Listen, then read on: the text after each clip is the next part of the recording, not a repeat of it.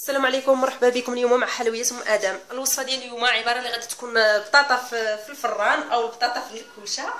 انا هاد البطاطا غليتها نص، يعني سلقتها نص سلقه بشويه د الماء وشويه د الملح. المهم كتقرب الطيب.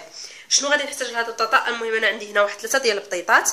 غادي نحتاج لها نص ملعقه ديال الكمون، قبيصه د الملح حيت انا درت الملح. غادي نحتاج رشه ديال بودره الثوم، الا ما كانش عندكم تقدروا ديروا طريس ديال الثوم، رشه ديال الزعتر، رشه ديال الفلفل الاسود، ورشه ديال السودانيه اللي كتكون حاره. غادي نبداو بالزعتر هو الاول، كنديرو في اليد ديالي وغادي نحاول نحكو هكذا باليدين هكذا، وغادي نديرو هذيك العطريه هكذا بهذه الطريقه. المهم ساهله، طريقه ساهله وبسيطه. المهم اهم في هذه الوصفه هي في الفران وكتجي ناشفه. غادي نحتاج واحد 2 معالق ديال زيت الزيتون، 2 معالق كبار ديال زيت الزيتون اللي كتجي بها لذيذه وزوينه. كنديروا البطاطا ديالنا هكذا بهذه الطريقه، وغادي نديروا الطحين القمح الكامل كيف كتشوفوا.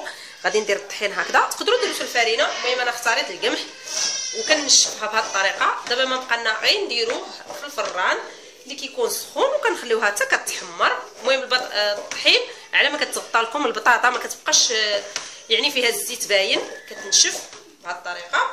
نجيبوا اللاطه اللي غتدخل الفران صافي، وغادي نخوي البطاطا ديالي بهذه الطريقه. واللاطه تقدروا تفرشوها، تقدروا ديروا لها ورق الزبده، تقدروا تفرشوها بورق الزبده، تقدروا ديروا غير شويه المهم القمح كيف درت انا. غادي ندخلها طيب، ومنين طيب ان شاء الله تدخل اللوين نتلاقاو.